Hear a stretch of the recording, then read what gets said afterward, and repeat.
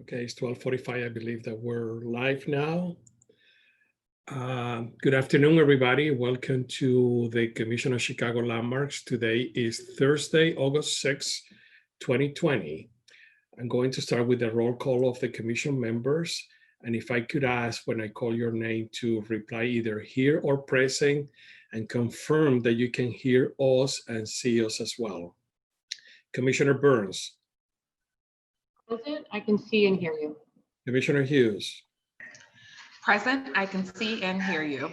Commissioner Yakovich. Present, I can hear and see you. Commissioner Tolliver. Present, I can hear and see you. Commissioner Cox. Present, I can hear and see you. Commissioner Aguirre. Present, I can hear you and see you. Commissioner Osman. I don't believe that Commissioner Osman is here yet. Commissioner Wong. President, I can see and hear you. And I'm Chairman Leon, and we have a quorum. Thank you. As many of you may know, the governor has recently signed Public Act 101-0640, making certain amendments to the Open Meetings Act so that we, along with the other board members and commissions, can continue to host virtual meetings during this COVID-19 public health emergency, provided that certain conditions are met. One of those conditions is that I, as head of the Commission on Chicago Landmarks, determined that an in-person meeting of the Commission on Chicago Landmarks is not practical or prudent at this time. I want to make sure our virtual meetings meets all the conditions of the Open Meetings Act as amended. Therefore, I'm making a determination pursuant to the newly created Section 7E2 of the Open Meetings Act that an in-person meeting of the Commission on Chicago Landmarks is not practical or prudent. Similarly, I'm also making a determination pursuant to the newly created Section 7E5 that because of the disaster as declared by the governor, it is unfeasible for at least one member of the Commission on Chicago Landmarks or its chief administrative officer or its chief legal officer to be physically present at the meeting place, in as much as there is no physical meeting place. Pursuant to a resolution adopted by the Commission on Chicago Landmarks on June 4th, 2020, regarding the chairman's emergency rulemaking powers, I issued emergency rules governing the conduct of remote public commission meetings and provisions for remote public participation. This was effective June 23, 2020, and this is in response to the COVID-19 emergency. These rules were posted on the Commission's website. In line with these emergency rules, today's regular Commission meeting is a virtual meeting being simulcast to the general public via live streaming. Commission meetings have been held virtually since May of this year. Meetings are structured to minimize the chances for technical difficulties. Members of the general public have been encouraged to submit written statements in advance of the meeting, and these have been posted on the Commission's website. Members of the public desiring to speak at today's meeting were required to register before the meeting, and verbal statements by the public for all items will take place at the beginning of the meeting. Applicants and the representatives, as well as aldermen, were asked to contact staff if they desired to speak, and they will be able to do so after the staff presentation on a specific project. 4 members of the general public have signed up to speak and were provided instructions regarding how to do so. I would like to call upon these people now. 2 people have signed up to speak on agenda item 2, the final recommendation for landmark designation of 9401 South Ewing Avenue. Please limit your comments to 3 minutes. First, I have Ward Miller. Ward.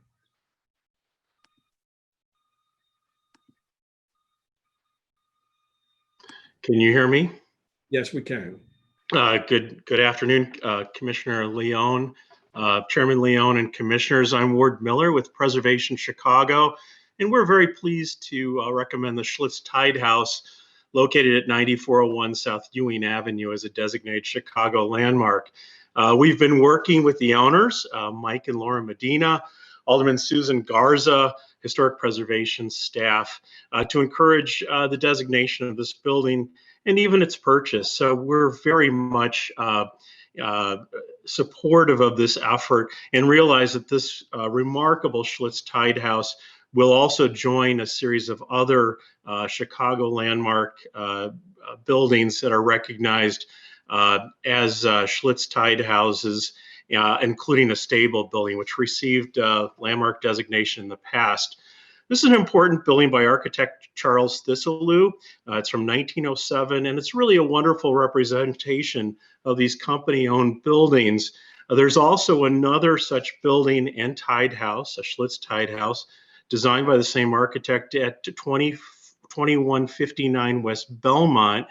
And that is a designated landmark as well. And looking to the future, we really want to see more buildings designated and honored on Chicago's east side and South Chicago communities, which really has very few designated landmarks. And this could be part of the city's South and West program, which would reach these far South side communities. We also want to mention that there's a really fabulous tide house at 1339 West Lake Street at Lake and Loomis, which was threatened with demolition in 2016.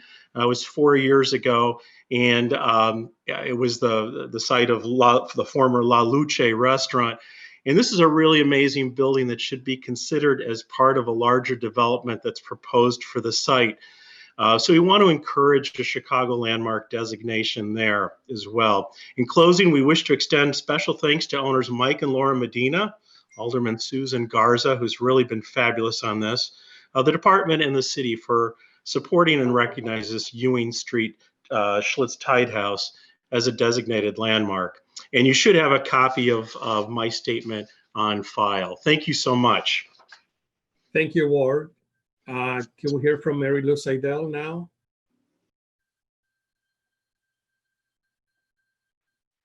Yes, it's Mary Lou. Can you hear me? Yes, we can.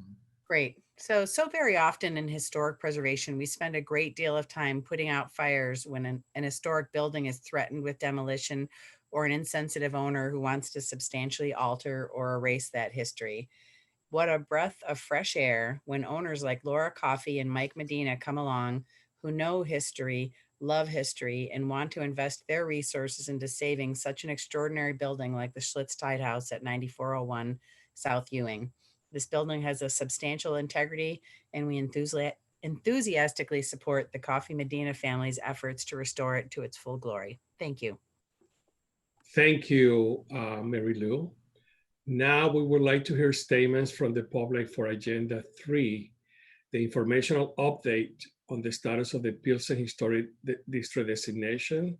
And can we hear from Lisa DiChiara?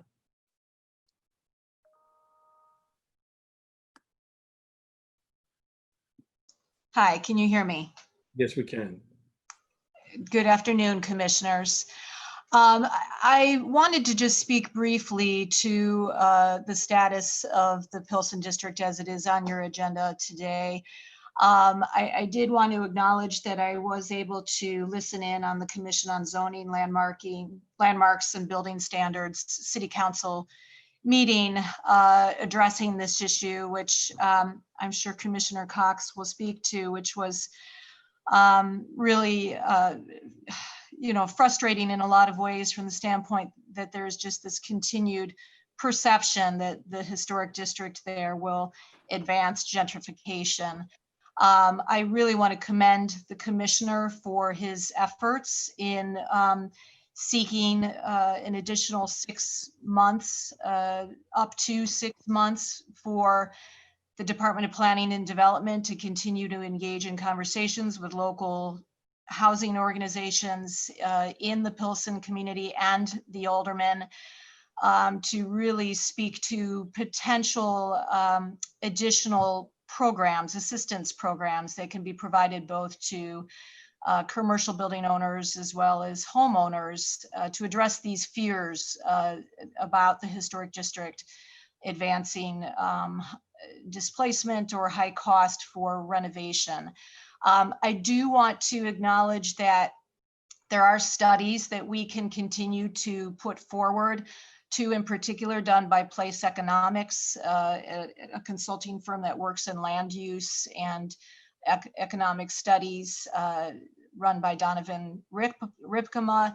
There's a Los Angeles study that he recently did that basically took the data of UCLA and USC professors about neighborhoods that had gentrified in Los Angeles, and they overlaid historic district maps with those areas, and basically were able to find no correlation between historic districts advancing gentrification in those locations. They also did a study in San Antonio that showed that historic districts and older building stock can help with affordability. So I'm happy to share these studies with the department, but I just want to support the division and the department's ongoing efforts to find ways for the historic district in Pilsen to really work for everyone. And hopefully there can be some compromise and some opportunity to both, again, through an overlay of assistance programs and design guidelines, find a way to help everyone come more on board with this district that I think is really so critical. Thank you. Thank you, Lisa. And yes, if you can share that information with the Department of Planning and Development, that would be great. I'm sure that we will get it. Ward Miller? Yes, good afternoon once again, Mr. Chairman and members of the Commission. Preservation Chicago is very pleased to strongly support and recognize the Pilsen District as a Chicago landmark district. And we realize that preservation and designation of these historic structures at times has been challenging and sometimes not without controversy in our city in the past and even today. However, we also recognize the architectural, historical, and cultural heritage of such areas as the Pilsen District and its importance to the city of Chicago and to the residents of the community. This landmark designation is critically important, and without measures to protect these historic and cultural assets, much of what we know as Pilsen today will be lost and, potentially unrecognizable to many of us in the coming years ahead. So we really want to emphasize that this is an important district. It's been on the National Register since 2006, some 14 years. This district follows that National Register district guideline. And we've been a part of this conversation in Pilsen for more than 5 years, attending meetings and taking part of in various discussions at the invitation of both city and elected officials as well as community members.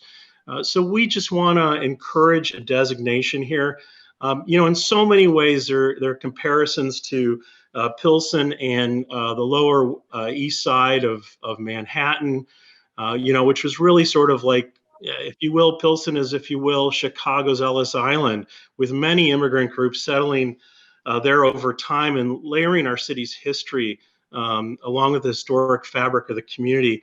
And in our opinion, a Chicago landmark designation of the Pilsen District will present the best possibility of protecting both the residents of Pilsen, its history, its character, look, feel, and spirit well into the future. And we also want to encourage a package of guidelines that would help homeowners, especially owner-occupied buildings and businesses, very much like other incentives that we've seen elsewhere. There's a community benefits agreement, which has been instilled in the Woodlawn area by the city, and we'd like to see similar types of efforts there. And we also, of course, want to encourage a Chicago landmark designation of several religious buildings, most importantly, St. Adalbert's Roman Catholic Church, which has been closed, deconsecrated, and mothballed for more than a year now. And recognizing that jewel as a Pilsen landmark may actually help residents understand how important it is that this other landmark district also be considered. So we want to encourage both to occur. And we do have the commitment of Alderman Byron Cicho Lopez who promised that this would be landmarked and zoned. So thank you so much. Thank you, Ward. Mary Lou Seidel.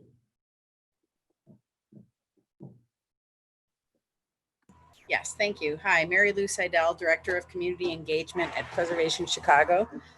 A lot of work needs to be done to improve the process by which the City of Chicago researches and nominates landmark districts. We also need to add incentives and protections to a landmark designation that benefit and respect lower-income homeowners and property owners within districts.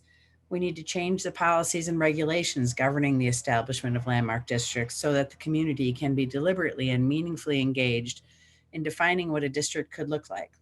The preservation toolkit needs to be expanded across the board, but especially as to how it works in traditionally disinvested neighborhoods. This needs to happen now if we are to rise to a city that promotes equity, inclusion, and diversity at every level. All that being said, now is also the time to adopt a Pilsen landmark district. The history of a community spans centuries in Pilsen and its built environment. That character and genuine place sits in a people and the places of Pilsen. As we have seen in the last few years, many of those places will be erased if a landmark district is not put in place. This process was admittedly done backward. Define the district and then check in with the community afterward. However, in the interest of preserving the character of many buildings within the proposed district, Preservation Chicago heartily endorses the Pilsen Historic Landmark District. We can fix the flaws in the system together going forward, but we cannot replace history and character once it has been demolished. Preservation Chicago is grateful to see Pilsen's history, culture, and architecture protected by a landmark district. And in the context of historic preservation and equity, we are equally committed to standing with the Pilsen community going forward. Thank you. Thank you, Ms. Seidel. The last speaker, Mr. Aldi Franco.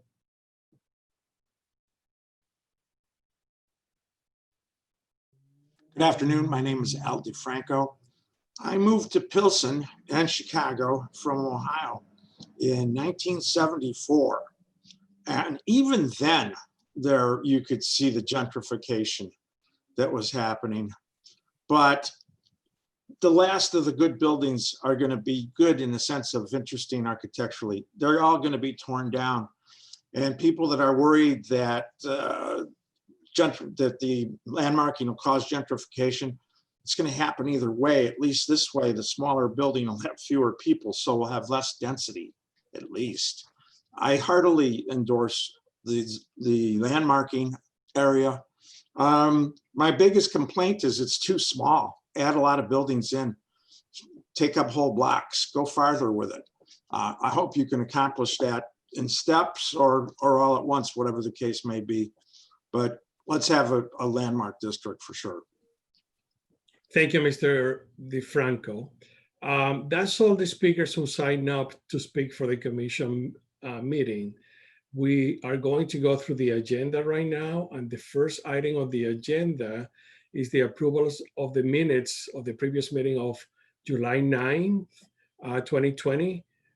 The commissioners receive the minutes, and if there are no objections or you would like to make any changes, please let me know. If no, I would request a motion to approve the minutes. You can raise your hands. I have the ability to look at that here. So moved. Ellen, move to approve. Do I have a second? Second. Second by Commissioner Yekovich. And then I need to do a roll call. Commissioner Hughes, Approved. Commissioner Tolliver, Present. Commissioner, are you voting present or yes, you approve the minutes? Approve the minutes. Okay.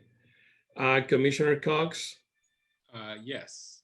Commissioner Aguirre, Yes. Commissioner Wong. Yes. Is Commissioner Osmond here now? I don't believe so. And the Chairman Leon, and the minutes are approved. Okay, let's move to the next item. I'm aware of the Commissioner Cox limited time. So if there are no objections from the other commissioners, I would like to move his presentation, item number 3, to be discussed now. So he will be able to meet his another commitment that he has right after this meeting or within an hour. So if there are no objections, I would like to call item number 3 to be heard right now, which is the update on the status of the Pilsen Historic District designation. And after that presentation is concluded and the discussion takes place, we'll go back to item number 2. Is there any objections to make this change? Hearing none, let's move to item number 3, which is the update on the status of the Pilsen Historic District designation. This is an informational presentation, and this is for the Pilsen District located between 18th Street between Leavitt and Sangamon Streets and 13 blocks bounded by 18th Street to the north, Ashland Avenue to the west, 21st Street to the south, and Racine Avenue to the east. There is no resolution before the commission regarding this district. So this agenda is informational only, and Commissioner Cox would like to make a statement. And following this, Diana Cobolo will give an informational presentation. Commissioner. Thank you, Chair. I really just felt that the discussion about the Pilsen District is very, very timely. It's been in the news through articles characterizing the effort with quotes by the Alderman Cicho Lopez in the process of Commissioner, it's hard to hear you. Okay, it's strange. I will try to get closer. Is that a little better? Yes, it is a little better. Thanks. Okay. As we were approaching the August deadline, in which if City Council did not take action on the district, that it was going to go into effect without they declaring their support or the public being refocused on it post COVID. I, together with the planning team and the law department, decided to ask the City Council for an extension, a 6-month extension, so that the deadline for taking action, which was supposed to be at the end of August, would be at the end of January, and that it would afford us the time necessary to look at the district holistically in terms of a number of other concerns that have been raised, primarily about a kind of comprehensive approach to the preservation of Pilsen, not only its buildings, but its businesses and the residents who live there.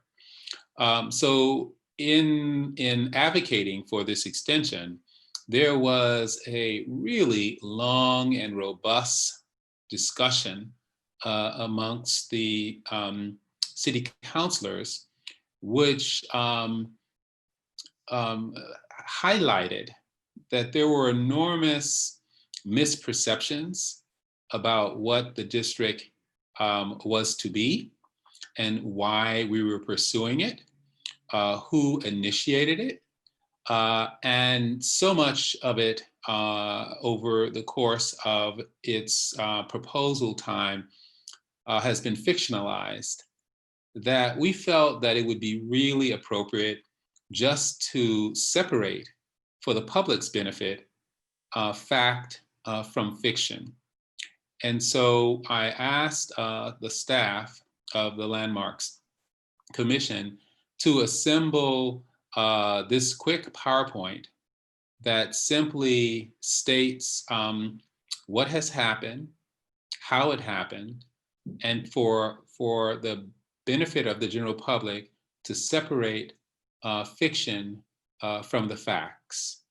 And so I would like Diana to go over this presentation, and I hope that we will have time for our own discussion as we continue to work to educate and inform residents as to the benefits of the Pilsen District. I should say that the 6-month extension was granted, and it was unanimously granted, including the Alderman Cicho Lopez, who supported the extension. So with that, I'd like to turn it over to Deanna for a presentation. Thank you, Commissioner. Deanna? Thank you, Commissioner. So as a brief overview, the proposed Pilsen Historic District boundary includes the commercial corridor on 18th Street between Levitt and Sangamon, as well as a historic core of 13 residential blocks bounded south of 18th Street between Ashland and Racine. The proposed landmark district includes a dense and varied collection of historic buildings built by Bohemian immigrants in the late 19th century and preserved and enriched by Mexican immigrants in this century. This is one of the first to recognize the multicultural importance of a Chicago neighborhood, with the intent to preserve not a single point in time, but the cultural heritage of both immigrant communities who shaped it. The proposed district is also the first to recognize the contributions of the Latinx Chicago's heritage. The Commission found and recommended to City Council that the proposed district meets 4 criteria for landmark designation, including criterion 1 for its contribution to the city's social and cultural history, as the district has been a port of entry for immigrants from Central Europe in the late 19th century and Mexico in the mid 20th century. Criterion 4 for its distinctive architecture, which includes a wide variety of structures built between 1875 and 1969. Criterion 6, in that all of the buildings in the district work together to narrate aspects of the city's history. And criterion 7 for the murals in the district, which depict themes from Mexican history and culture and which lend the district a distinct visual presence. The district also possesses a high level of historic integrity, especially for buildings of such early vintage in Chicago. This slide provides a high-level overview of the designation recommendation timeline. Community engagement, including various community and stakeholder meetings, commission meetings, and hearings also occurred throughout this timeline. As you know, the final landmark recommendation for Pilsen was approved by the Commission and filed with the City Council on May 16, 2019. As Commissioner stated, based on the landmarks ordinance, the City Council has 365 days to take final action on this designation. If the City Council doesn't take final action within that timeline, landmark designation based upon the recommendation of the Commission shall be granted. This deadline was told for 3 months due to pandemic and would have expired on August 28th. At its July meeting, City Council approved an ordinance further tolling the 365-day period until no later than January 31st, 2021, which is 1 year and 8 months from the Commission's filing of its recommendation. This additional time afforded by the extension will allow for further public consideration of the designation. Next slide, please. A significant number of buildings in Pilsen were demolished prior to the preliminary landmark recommendation. Images of some of these demolished buildings are shown on this slide. Over 90 buildings were demolished in Pilsen area and over 45 within the proposed district boundary since 2006. Without the landmark district designation in place to slow down demolitions, more buildings will continue to be lost. The older and smaller buildings are typically replaced by new and more expensive housing. Pilsen possesses exceptional level of historic integrity. The area has been enriched by the Latinx community, and the high level of stewardship and community engagement has preserved Pilsen as one of Chicago's most vibrant historic areas.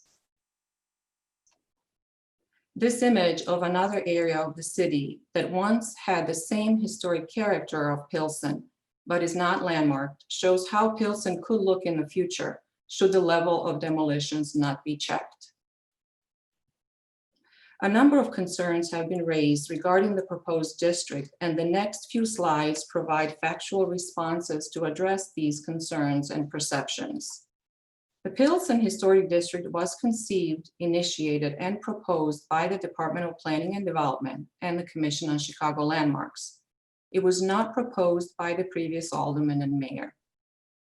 The district is intended to preserve the character, culture, and people of the Midwest's largest Latinx community.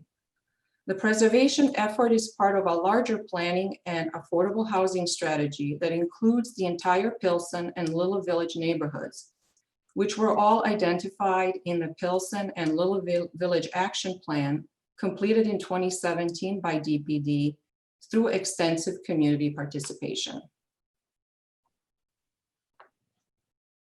It is a common perception that the district will add costs, delays, and red tape for routine repairs. What may not be well understood is that the building code sets requirements for what requires a building permit, not the landmark ordinance. And only repairs that require a building permit are subject to the landmarks review. Existing conditions and previous changes made to buildings are grandfathered, and only those proposed for further alterations by the property owner would be reviewed. The landmark designation identifies what aspects of the buildings in the district are considered significant historical and architectural features. This is done to enable the owner and the public to understand which elements are considered most important to preserve the character of the proposed district. For Pilsen, these are only exterior elements that can be seen from the street. Many facades in Pilsen can be repaired without costly materials or designs. The buildings in Pilsen strongly reflect the character of the area as it developed as a thriving mixed-use community. Changes to buildings were made over the years, some of which were spurred by the commercial development, some by changes in architectural tastes, some by introduction of new building materials and technologies. Many of these changes occurred prior to 1969 and are important as a reflection of the evolution of the neighborhood. There is a misconception that the district will force property owners from Pilsen to appear before the Landmarks Commission.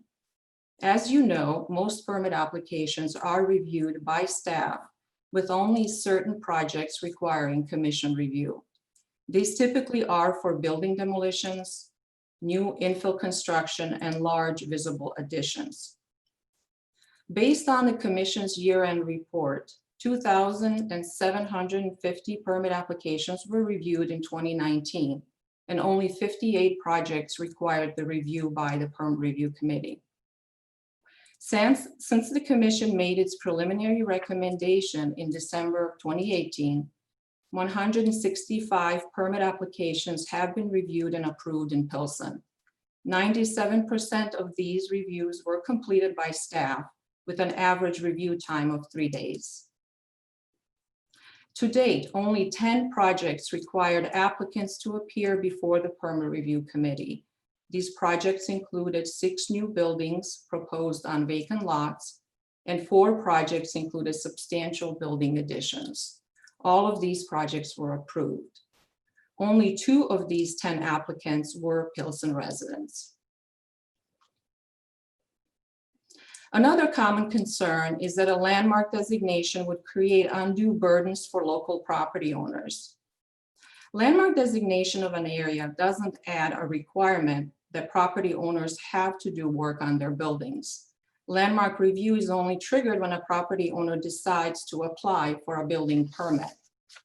Additionally, public records show that approximately half of the properties on 18th Street, and 1/3 of the properties within the broader district are owned by entities that do not live in Pilsen. There are currently 60 other city landmark districts and 9 district extensions in Chicago. These designations are successfully protecting the historic character of thousands of Chicago buildings. Concerns about gentrification are very real in Pilsen, and there is a perception that the landmark district will hasten the gentrification. Gentrification is usually accompanied by demolitions of older and smaller housing stock and replacing it with new and more expensive places to live. If the district is not designated, the Pilsen neighborhood will continually be exposed to speculative development groups that will demolish existing buildings to make way for new structures, thereby displacing people and fostering further gentrification. Landmark District will help preserve Pilsen's buildings for the people that currently live and work in them. With a district in place, the number of buildings that can be replaced will be limited to around 20%, effectively reducing displacement. Without a landmark district, 100% of the housing stock could be demolished. The Pilsen district would be the first landmark district designed to preserve the cultural heritage of a neighborhood. The murals in the district come from a living cultural tradition in the neighborhood rooted in the Mexican muralist movement. Murals are recognized as a significant feature of the district. The 6-month extension approved by the City Council will provide DPD with additional time to continue to engage elected officials and community stakeholders about the benefits of a district designation. DPD will continue to work with the Department of Housing to address broader neighborhood affordability concerns. The department will also consider other opportunities to ensure more local oversight of local development issues. That concludes my presentation. Thank you. Thank you, Diana. Before I open this up for questions from the commissioners, I would like to make a statement.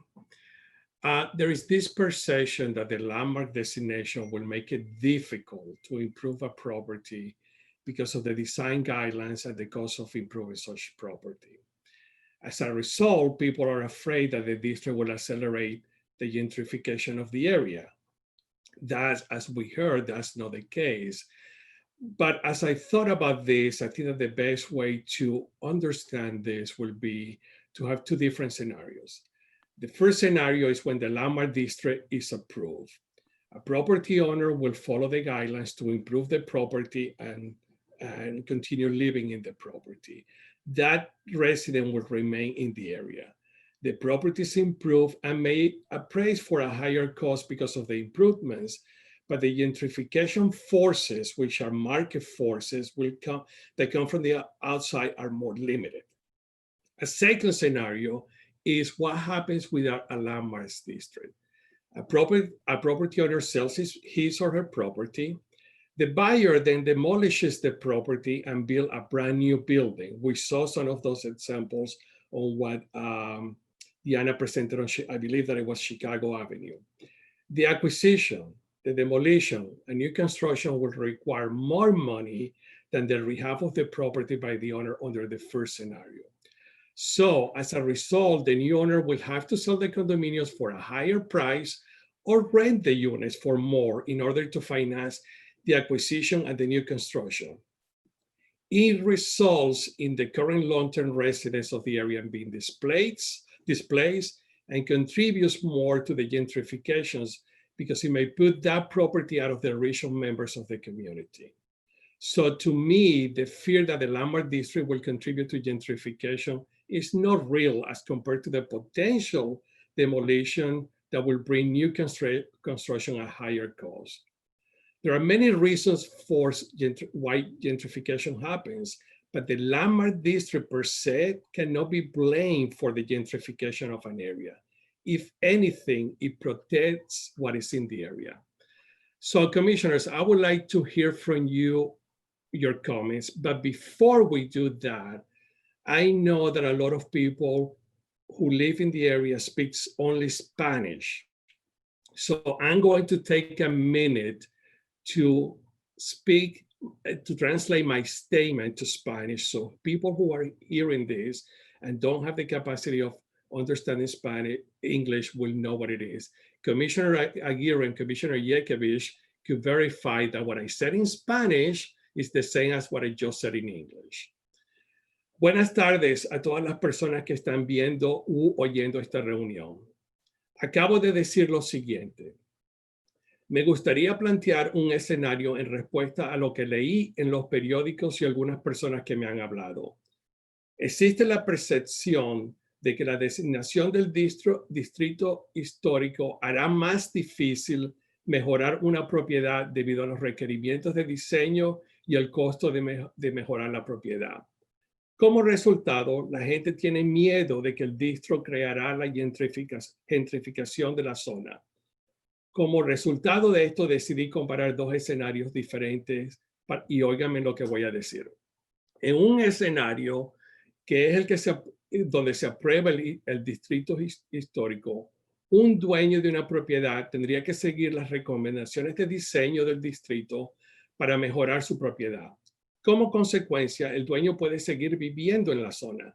Así que si hay gentrificación, sería por los mejoramientos hechos por el dueño de la propiedad, quien puede seguir viviendo en la zona. El segundo escenario es si no se establece un distrito. El dueño vende su propiedad a una persona o compañía, la cual procede a demoler la propiedad y el nuevo dueño construye un nuevo edificio. La compra, demolición y nueva estructura requerirá más dinero que la rehabilitación de la propiedad por parte del propietario en el primer escenario. Así, como resultado, el nuevo propietario tendrá que vender los condominios a un precio más alto o alquilar las unidades por más dinero para poder cubrir el costo de la compra, la demolición y la construcción de la nueva estructura. Esto puede traer como consecuencia dos resultados. El actual residente que ha vivido por mucho tiempo en la zona es desplazado. Y segundo, la nueva construcción va a ser más costosa para los residentes del área, lo cual contribuye más a la gentrificación de la zona. Por supuesto, estos solamente son dos casos, pero mi intención es realmente que los residentes entiendan que el distrito histórico solamente no contribuye a la gentrificación del área, pero puede resultar en el desplazamiento de los residentes que hoy en día viven en la zona. Hay muchos factores que influyen en la gentrificación de la zona, pero la decisión de un distrito histórico por sí mismo no es responsable por esa gentrificación. Sin embargo, ayuda a mantener el carácter del área. So, with that in mind, I will ask Commissioners Aguirre and Yekovich if my statement in Spanish coincide with my statement in English. You don't have to agree with me. I'm just asking for verification that both my statements in English and Spanish are much the same. Commissioner Yekovich? Yes, And Commissioner Aguirre. I concur. That was the same. Commissioner Aguirre? It is accurate. I just want to say I didn't know my public service was extended to confirm translations. I'm happy to do so. I think in the future will be great to just get a heads up. But I agree, all your statements are accurate. Yeah, just want to clarify that. yeah. Thank you. Let me clarify that. It's not your role, but I just decided that I needed to say something, especially for the Hispanic population that may be listening to this. And I just want to make sure that I appreciate that. I appreciate that thoughtfulness. And I agree the statements are both are accurate and corresponding. Yeah. So with that in mind, commissioners, do you have any questions for DPD or for me or for, is the alderman present? The alderman is not present, but commissioners, if you have any questions, please.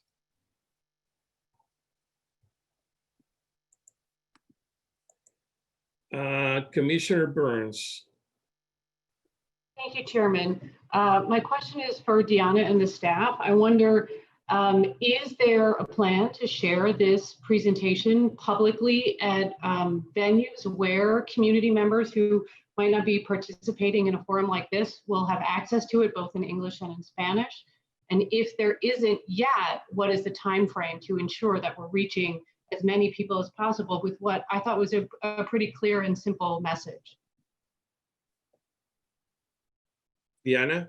Thank you, Commissioner. Yes, definitely we are planning on preparing this information so that we can reach out to the community organizations, as already stated, in the coming months, to try to discuss this in a more holistic way.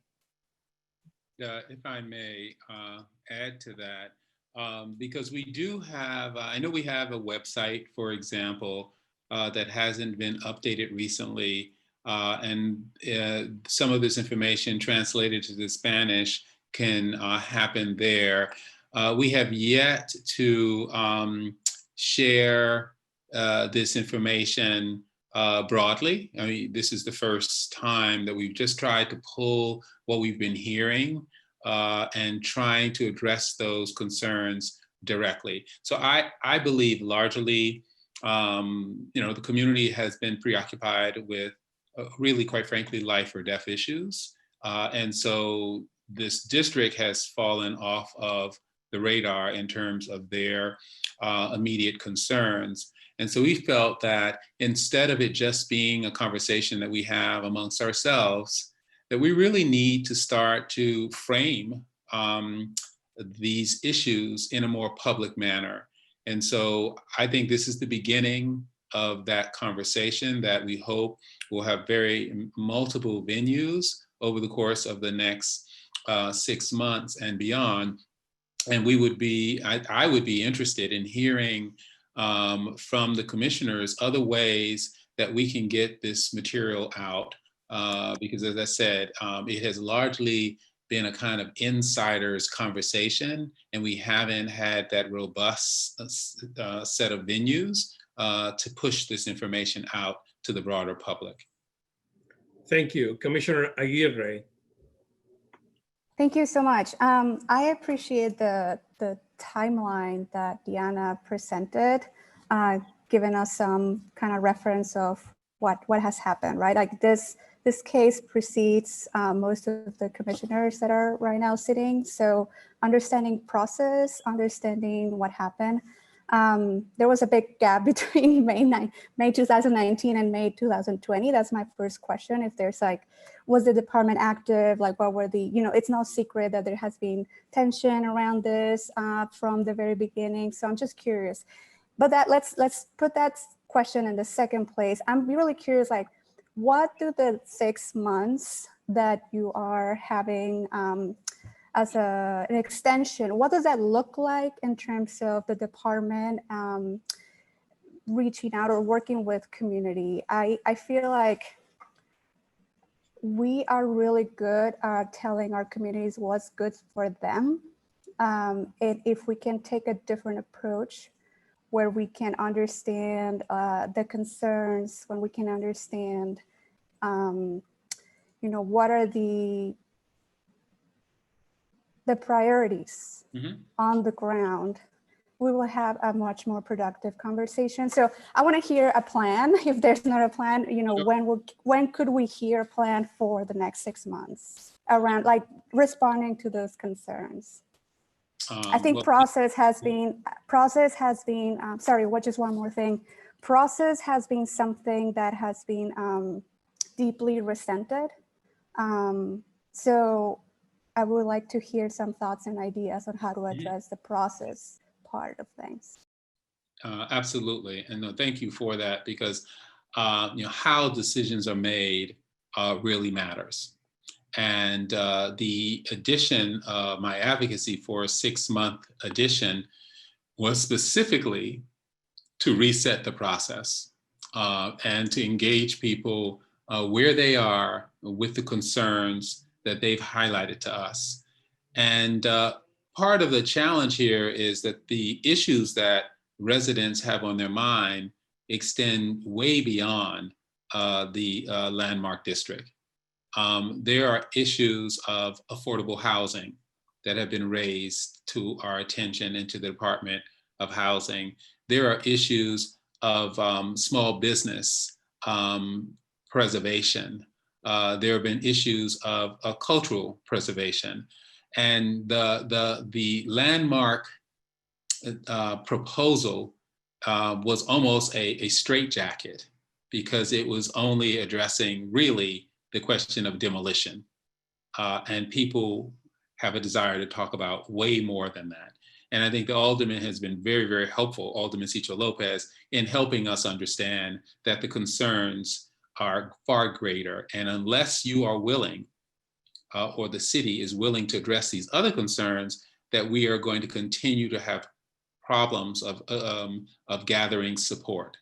And so I committed to him to have a very robust process that would bring the necessary departments together to address the concerns that he and stakeholders have about affordable housing.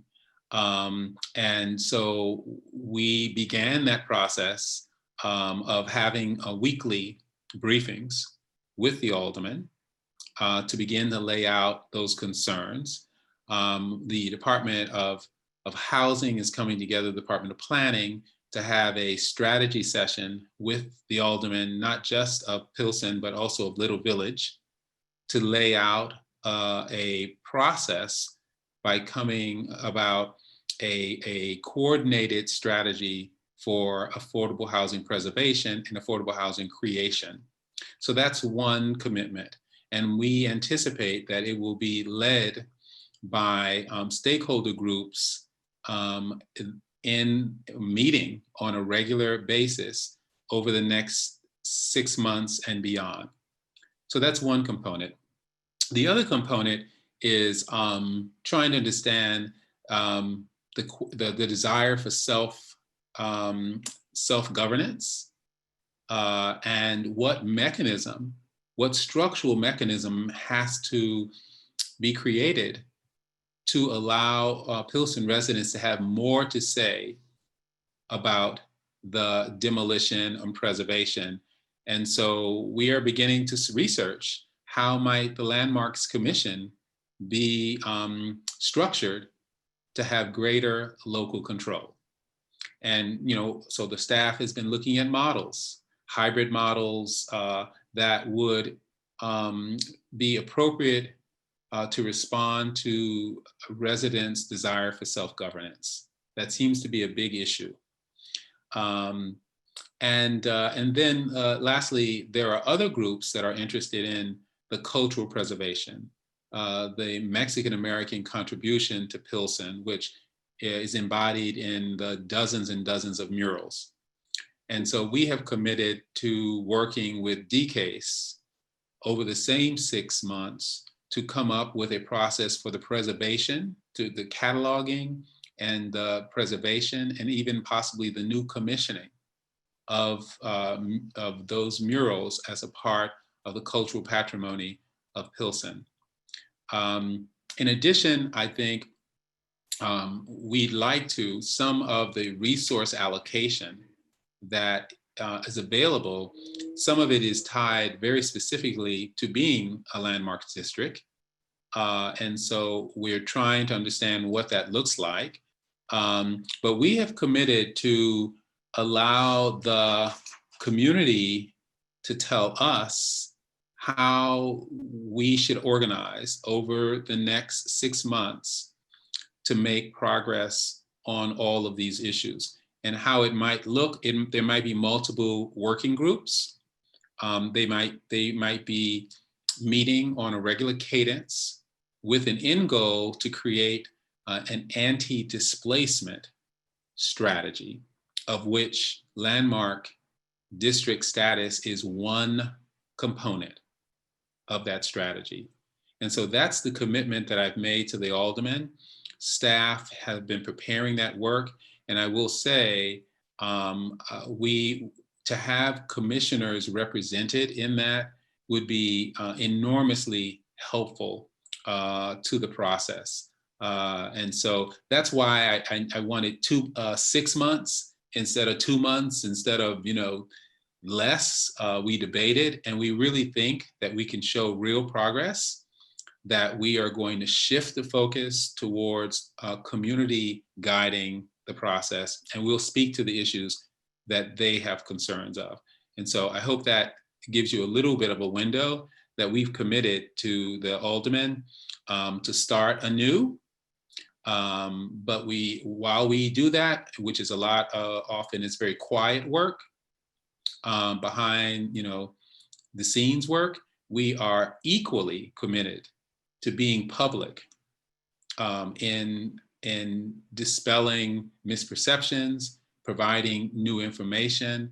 I was shocked by some of the material that the staff gathered relative to who is coming in front of the commission and the high number of just routine administrative approvals that are being done. Because I had this impression that we're dragging, residents who don't know what they're getting into before this commission, and then it turns out that 80% of the people coming from the commission are developers.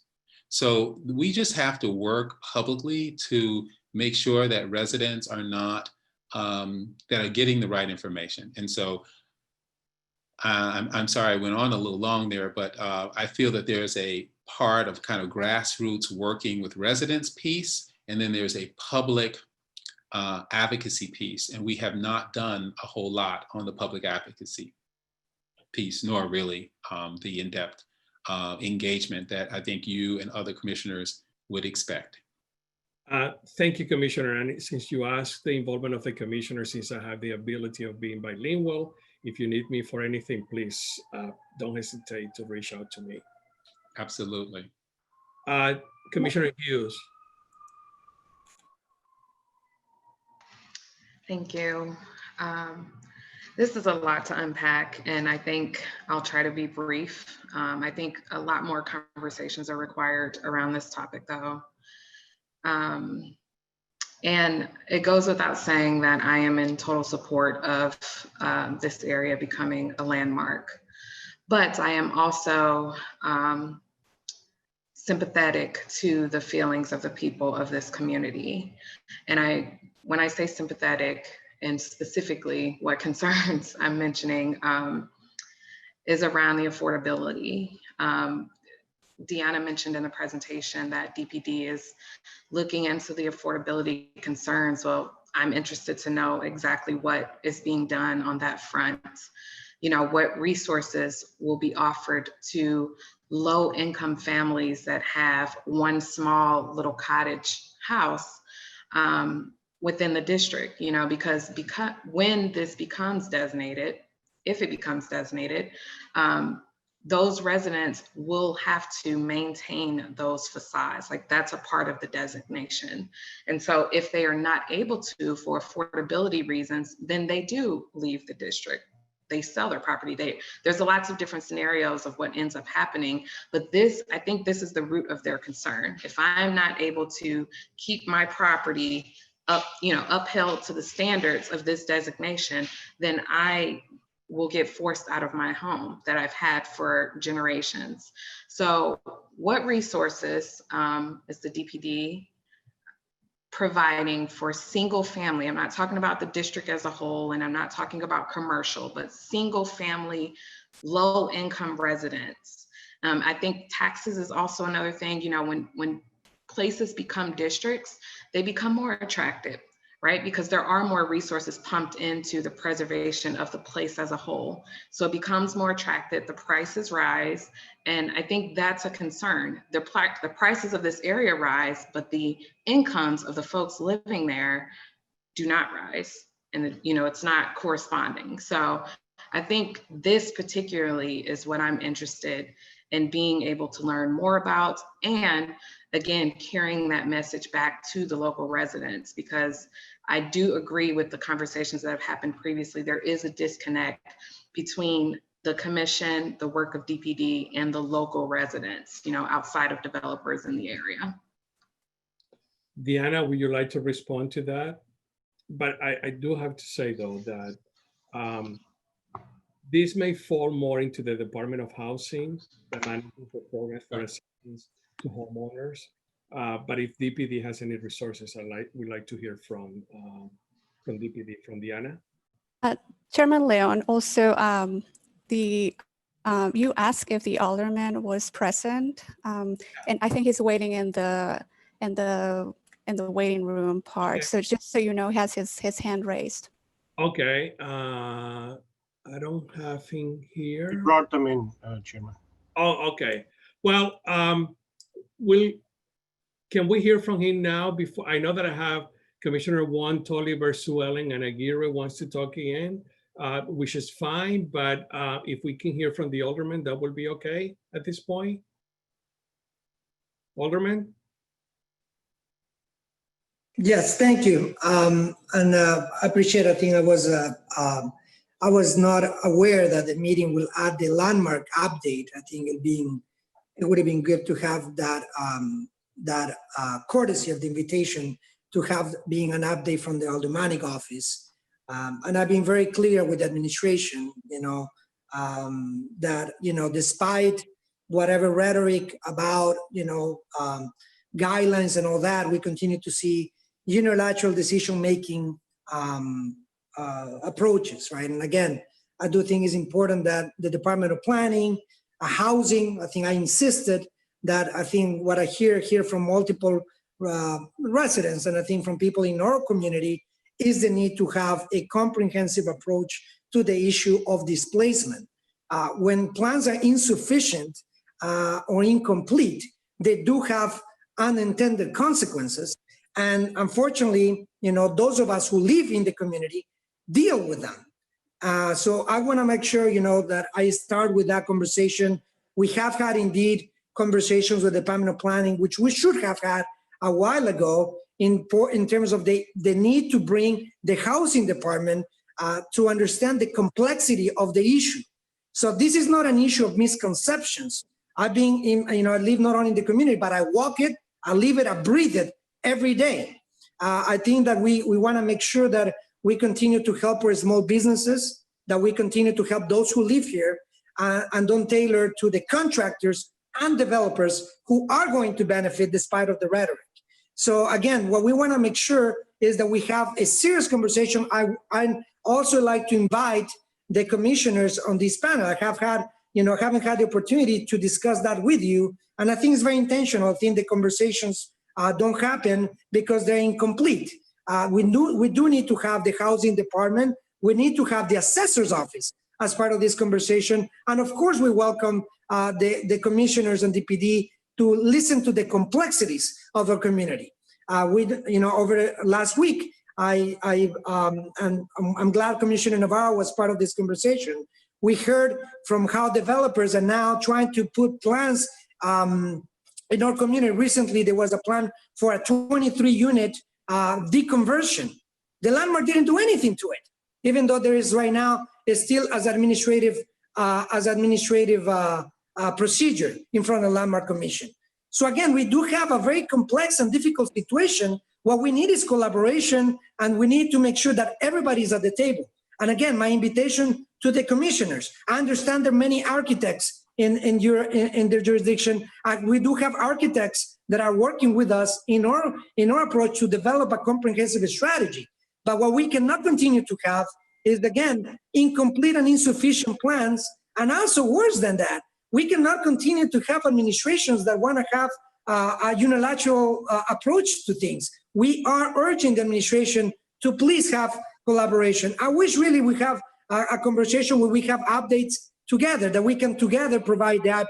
That at least have been my intention, to have the housing department, the assessor's office, DPD, so that we can provide updates that come from consensus, and also come for more than anything else with the understanding and consent of residents who are right now already struggling to pay, to make ends meet. So again, I want to just urge the commission to make sure that we do have a comprehensive approach to the issue of demolitions. We do understand that we have an issue of demolitions. We do understand that that we have an issue of displacement. We lived it for the last 10 years, at least. It's being, and we know exactly what happened under the previous administration, when developers come and they do whatever they want. We do want to address the issue of preservation of buildings, but also the issue of preserving the people and the social fabric of our community, which is at the center of this. Again, I think that we had a good conversation last week.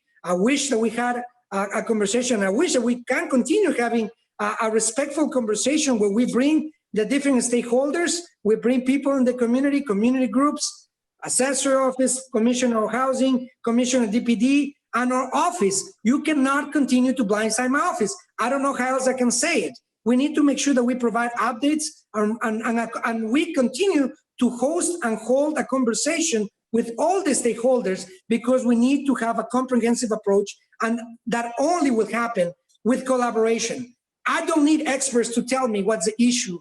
I have many experts. I think there was a Crane's article, with Professor Betancourt, who is an expert on the field. We have great experts here in the commission. What we need is collaboration, and the commissioner of Department of Planning to listen directly from what's happening on the ground, so that we can have finally, and I hope once and for all, a united front to address displacement in the community. Alderman, this is Rafael Leon. As I just committed myself a few minutes ago to the Commissioner of Planning, I have 30 years of experience in affordable housing and city planning, and I will be more than willing to participate. And if any other commissioners on the Landmarks Commission are want to participate, I will encourage those to communicate with the Commissioner of Planning. I will give the word now, the podium now, to the Commissioner of Planning, Commissioner Cox, to address some of your concerns. Thank you, Alderman, for speaking up. And I have found the conversations that we've been having since you granted this extension, helping to widen the set of concerns that we try to address. And so, I spent an hour and a half this morning with my staff, specifically with housing experts, specifically preparing the background information that we need to present to you, so that we can have an in-depth conversation about the tools we have available, what's been happening. So Pilsen has my attention probably more than any neighborhood in Chicago right now. But we have to be prepared, and so we're doing that work quietly, so that when we come to you we can engage in a deep conversation. And so, as you know, we have put on this schedule later in August the presentation of the findings that we've had specifically around housing and housing affordability.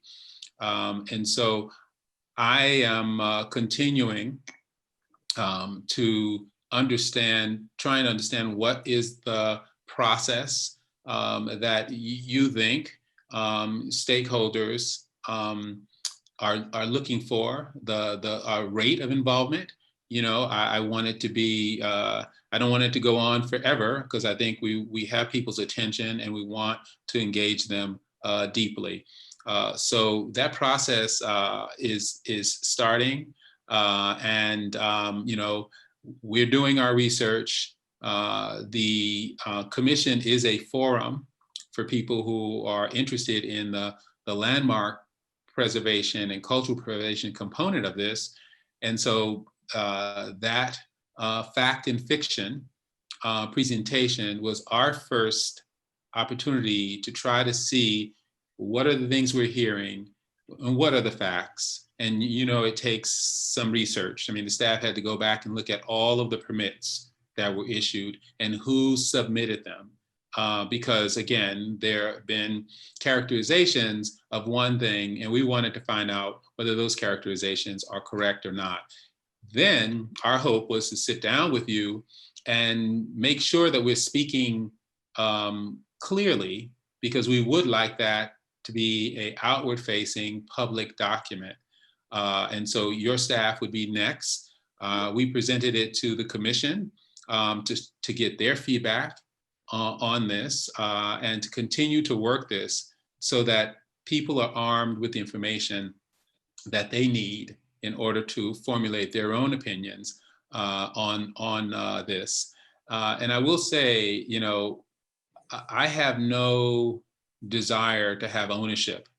I have no desire to have even this body make the decisions about what will be preserved and what will be demolished in Pilsen. And so I'm even willing to consider the issue of self-governance because I actually fundamentally believe that that's at the core of this issue. Are people in City Hall going to tell us what our future is, or are we going to have our own self-determination? And I believe that there are mechanisms and vehicles by which to do that. And so I think the conversation and the dialogue has been good, and it's been productive, and it's been ongoing. And I intend to continue that.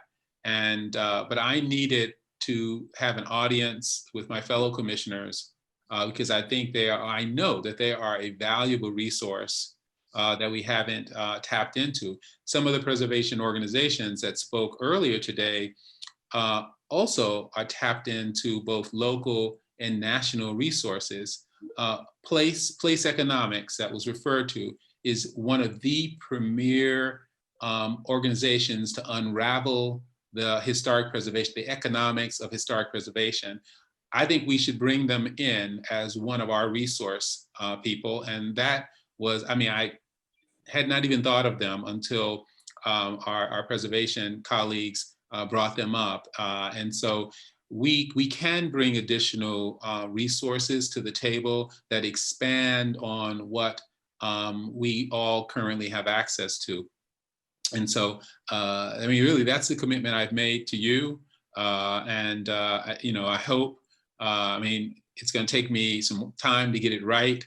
But I'm in all honesty and in good faith, trying to create a different climate in a broader conversation so that we're not just using one tool to try to solve all of the issues that are on people's minds.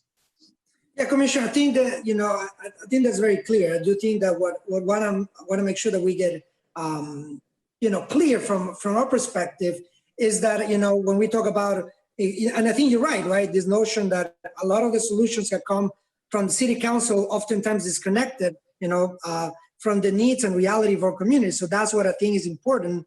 And I thought we had an agreement to make sure that presentations that are done publicly, presentations that are gone, you know, in front of landmark commissioners should include all of us, right? Especially, you know, I mean, I like to think that I'm a stakeholder as well, still, maybe, you know, as well, because that is the way that you're going to get information from the community groups, from the commission, from the people on the ground, so that we can continue update the landmark commission, not each other on our own. I have said multiple times that if we continue to go different ways, we ultimately are going to fail the constituents that we're supposed to serve.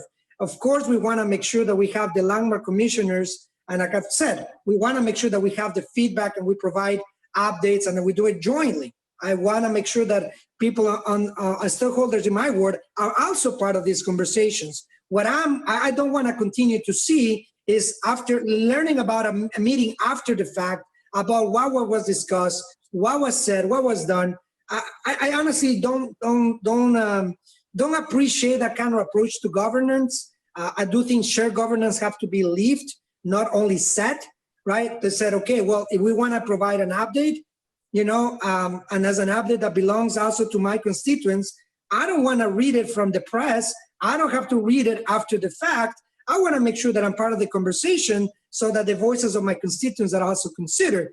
So, you know, again, I don't want to continue to repeat the same mistakes we've done. And I hope for the next time, you know, again, and I have said that before, that we don't have to come to a meeting like this when I said, look, you know, I wish you would have told me, you know, that we would have this update so that we can continue to have a conversation. A conversation, I think, is more productive when we are on the same page.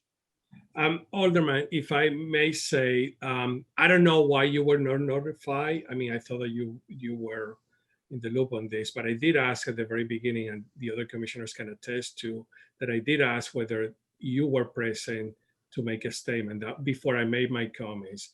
So let me assure you that if you didn't get any notification, it wasn't intended on part of the commission to ignore you.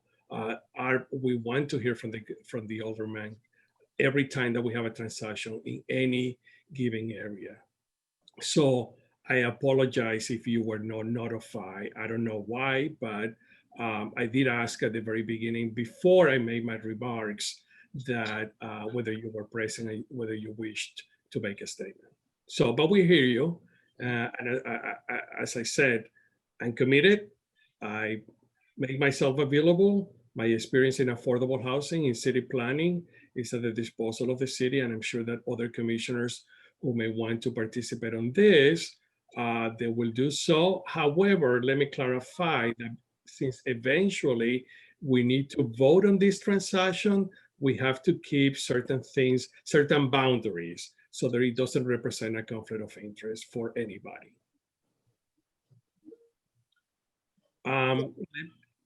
Let me hear from Commissioner Wong. Thank you, Mr. Chairman. The question I had was in regard to the demo permits that were that actually started this entire thing, going down this road. Those demo permits were applied for before this commission had actually started this process of looking to landmark Pilsen. Now with this extension, and there have been several applications for demo that were kind of caught between looking at this as a landmark district and et cetera. What happens to those demo permits during this 6-month extension? Deanna, can you explain the process, please?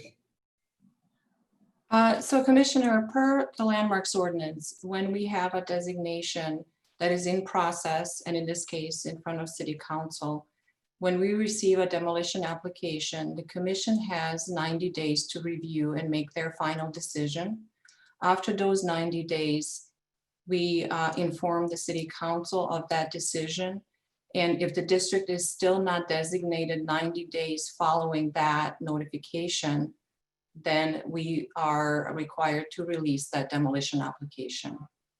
So I think the timing at this point is really not critical because we're talking about 6 months and that process is about 6 months. We do, however, have one application that was just released because it was caught in that process. Thank you. Commissioner Burns. Thank you. First, I want to say appreciate the specificity in which Commissioner Cox answered the question about how are we going to offer this information to the public. The reality is no matter how good of a job anyone has done in the past, what we've established is that the messages haven't gotten to the public, so we need to think about it differently. I appreciate Commissioner Cox's commitment to a refined process and listening. Leading with listening, I think, is a terribly important part of this, and showing up. I am happy to volunteer my time as I'm available to be a part of listening, Alderman, not just talking at a community, but actually listening and absorbing. And I think part of the messaging has to be around that. And to the extent that we can make some real progress in the 6 months that we have is, that is a lot more complex based on what's happening in the world and in Chicago right now.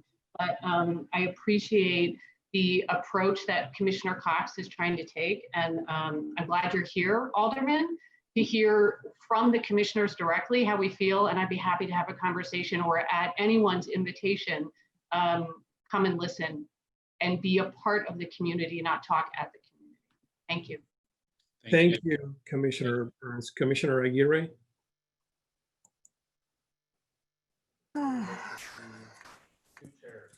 Sorry, I wasn't prepared for a lot of this. I've been certainly studying a lot of Pilsen in the last 6 months.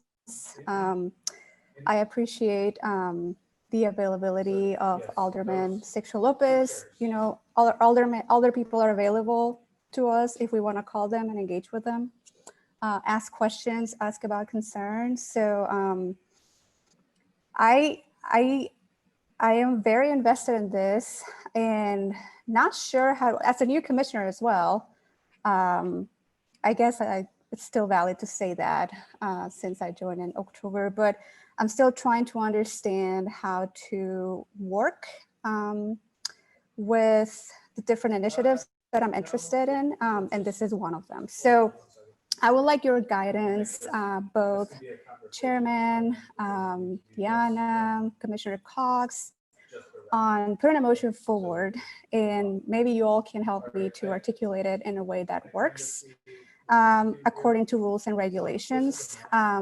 So I would like to put a motion forward to establish a form of a working group.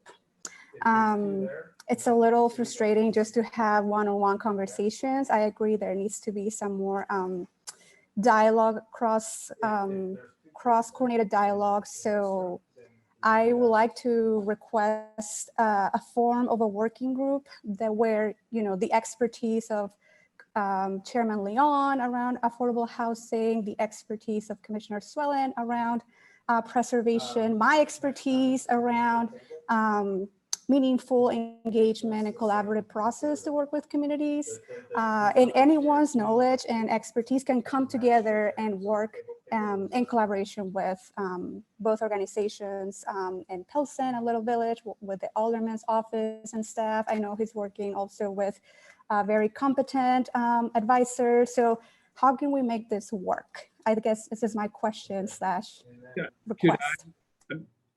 Let me hear from Commissioner Hughes first, and then I will address that because I have very, very specific concerns about it. But I'll get to you in a minute. Let me hear from Commissioner Hughes, who raised her hand. Yes, thank you, Chairman. I don't think my question was really addressed earlier before the Alderman spoke, but the Alderman did kind of address a lot of my concerns as well in his speech. And so I guess a more holistic approach to all of this, you know, if the concerns that I raised earlier is a housing problem is what, or a housing issue is what the response was, then we should get all of the key players to the table to discuss holistically. Because I too share Commissioner Aguirre's sentiment in wanting to be more involved with this and getting the community on board. And addressing their concerns, not just getting them on board. The other thing I wanted to say to the Commissioner Cox was, I think it's great that the mirrorless preservation is coming into fold with the preservation of the buildings. That's huge because we've never done sort of a cultural pairing with a historic district. And for a place like this, it's absolutely vital. I would also encourage mural restoration to be added in as a component to that, because there are some murals that have not survived or will not survive in the future that we should try to bring back. So. If I could just address a couple of your issues, because again, we have identified $100,000 that where we can put consultants to work on specific responses to the issues that we are hearing. So for example, we have identified $30,000 of the $100,000 to commission a comprehensive study of the Mexican and Latino murals, both cataloging what they are, what their current status is in terms of preservation needs, and even the ability like to scout where we can continue that tradition. So I believe that by September, we will have a cultural preservation, mural preservation team that is available to work with community groups. Many of them are the artists themselves who did these murals. And we're doing that together with DCASE that has a deep experience in this. So that's one piece. We also have committed to doing guidelines, because part of the reason developers are tearing down the buildings is because they don't know how to work with the existing resource. And we believe that there are going to be guidelines that are specific to Pilsen that you wouldn't find in Old Town. And we want to begin that process of working with stakeholders to craft a Pilsen specific set of guidelines. And I really believe that how residents who may find themselves in a district, the kinds of things that they would be asked to do cannot be a one size fits all. It has to be specific to Pilsen, which may mean that we as preservationists may have to take down our expectations a notch so that people can do the kinds of repairs that they can afford to do. And that so we need to design those guidelines. And I think that's a community process. We reserved $70,000. Those consultants can be on the ground come September to work with stakeholder groups to really drill into what do we mean by guidelines for Pilsen. So these are real resources that I am putting on the table that I think will be the engagement around those particular topics, while we simultaneously work with the housing department to talk about what kind of resources they have. I'm talking about what is the dollar amount, what is the resource, and who qualifies for it. That's talking about really specific resources. And the same thing with the historic district. As you all know, we've talked about the Adopt a Landmark, which has in its, in its coffers several millions of dollars. I am willing to allocate some of those dollars to Pilsen specifically, something that we have never done for any other district, and to tailor those resources to the need of business owners. So it's not going to be your Adopt a Landmark in the church or the iconic neighborhood building. It's going to be Adopt a Landmark of the Mercantile building, which is a very different thing. We have to design that because it doesn't exist. Those resources are directly connected to being a district. If you are not a district, I won't have those resources to bring to the table. So I think that I know that there are answers for every concern and that we are hearing, and that the package of all of those tools will amount to an anti-gentrification strategy. And I continue to feel that the way we've been talking about the district itself, in isolation from housing, in isolation to business preservation, in isolation of cultural, artistic preservation, has created these divisions and this expectation that a landmark district is a cure-all. It is not. It's one of, I think, of a dozen strategies that we're going to need to bring together in order to preserve the people who live in Pilsen. And I'm like, this is one of the most important projects that we will be doing as a commission. And unfortunately, nobody in the country has gotten this right 100%. So we are also asked to do something that is new, that Chicago will be giving, hopefully, to the national conversation on historic districts. But that's the part that excites me most, that there aren't any easy answers, but we're called to come up with something truly innovative that meets the kind of needs we see here in Chicago. Thank you, Commissioner Cox, and I know that you're pressured for time, as is after 2, but let me say that Commissioner Tolliver, you will talk, and then the Alderman just raise his hands, and that will be fine. And then I will address the question that Commissioner Aguirre raised regarding a committee, but I also, since I have concerns about that, but I will explain that. Let me hear from Commissioner Tolliver and then Alderman Cesar Lopez. Okay, I just wanted to say that Deanna will have to remind us from time to time, and you as our chairman, what we as a commission are authorized, what areas of all this menu you put out here, we are authorized to make decisions on. Exactly.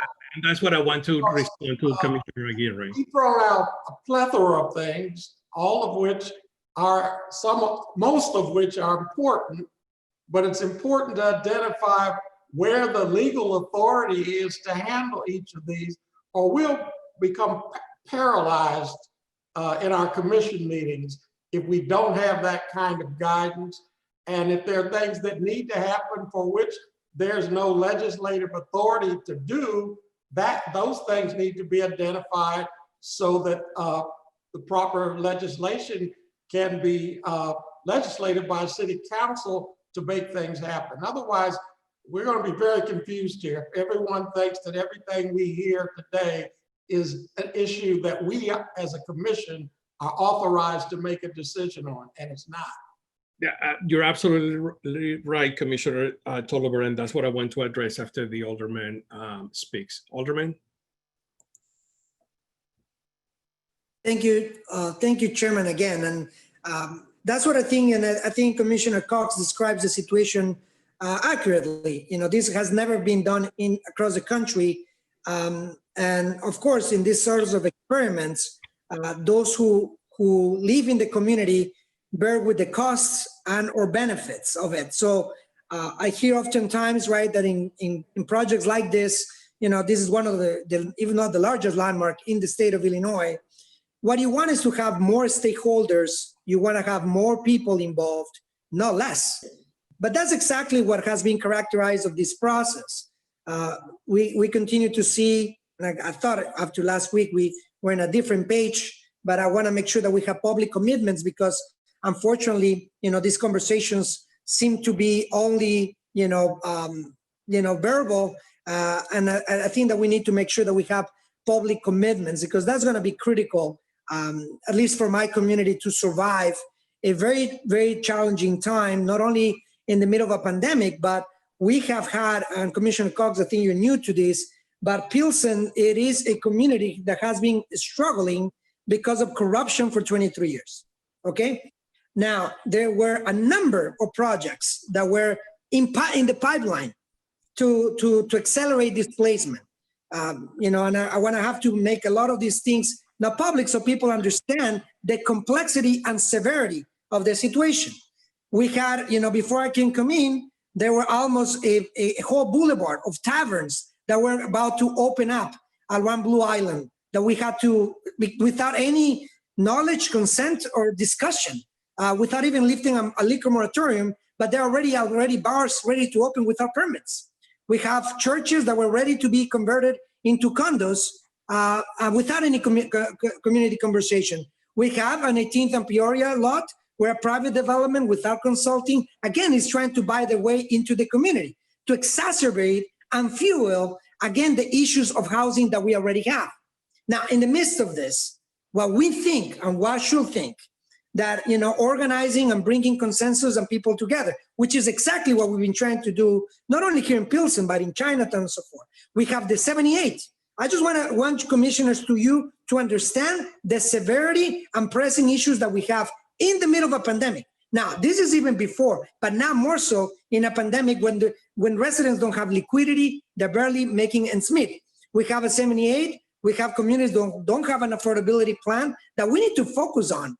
And this is on top of the issues that we are already dealing with because of failed administration that was more interested in contracts than actually working on planning.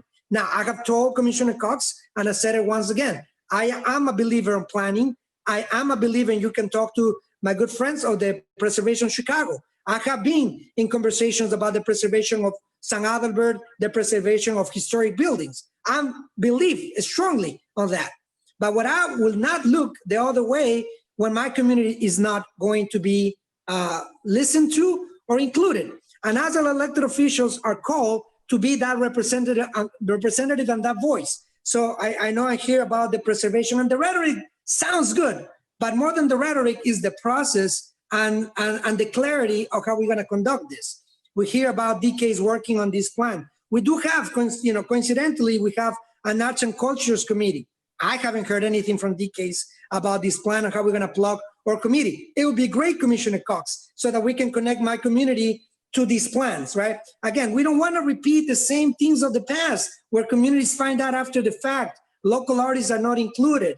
Residents are not included in the incentives or subsidies. But those who are aware, those who are well connected, those who understand and can come to these meetings can learn about the subsidies. So we are at the risk of helping and aiding. And I know that Commissioner, you seem to think that this is not benefiting developers. But if we don't do this right with a surgical knife, because we do need to do something like this with a surgical knife, and inviting not only the commissioners on this channel, in this panel, we need to have, and I talked to Chairman Tani about this, to make sure that we have a hearing, we have an understanding, right, of the pros and cons with doing something like this, especially in the kind of fiscal conditions that our city has. Of course, and I mean, every preservationist will tell you that preservation efforts cost money. And when we don't have the money, this can have tremendous effects in our community. I know that you have mentioned, to have millions of dollars. I think that hopefully we can have an understanding of how much exactly is there that. Because $1 million per year is not going to cut it if we're going to landmark 800 buildings. It's not going to cut it. And we talk about, the incentives, right? What I don't want to see is extra pressures for landlords or homeowners who are now going to feel even more pressures, right? So that they sell their building for someone else, not only who to have the property, but also the incentives. So again, I want to make sure that we discuss this in a holistic approach. I favor the idea of having a working group, because I think that what I haven't seen, it is a robust conversation, a robust community process, and it's not need for that because we do have hundreds of community members that want to be involved, want to participate, and we need an administration that is willing to take on us. Excluding the aldermanic office is excluding a significant amount of the community. So I hope that in the future, these conversations, again, include more stakeholders, include more commissioners, include more residents, so that after the fact, we're not dealing with unintended consequences, which is what we as a community have had to deal with for way too long. Thank you, Alderman. Let me address some of the issues that were raised by you, as well as Commissioner Aguirre, and Michael Gaynor, who is our legal counsel, can speak up as well. And Commissioner Tolliver articulated this very well. There are certain things that we can do and certain things that we can't. We don't have the authority to install a working group to look at this issue. The Department of Planning does, the Department of Housing does. They could call a working group to address these issues. We don't have the authority to designate a working group to look into this issue. Having said that, and I'm sure that Michael will confirm that, I will also like the idea of Commissioner Burns to sit down and listen. And what I said listen is because eventually when we have to vote on an issue, we have to remain neutral. If we get way too involved, they may represent a conflict of interest for the commissioners. So I could offer my expertise in affordable housing. The architects could offer their expertise in architecture. But when it comes to the specific designation of the landmarks district, I will encourage the commissioners to be cautious about how much you get involved, because you eventually will have to vote on this and you may have a conflict of interest. Having said all of this, if Michael is available to comment about our authorities and potential conflict of interest when we get too involved with transactions that come in front of the commission. Michael, Sure. Yes, Chairman, thank you. The first thing I would mention is to remember that the commission already voted on the Pilsen designation back in April or May of 2019. So the commission's role in the designation process per se is complete. What the ordinance that passed City Council recently has done has extended the 365-day timeline for the deemed approval of the district if council doesn't act. It is all it has done is extended that deadline through the end of January of 2021.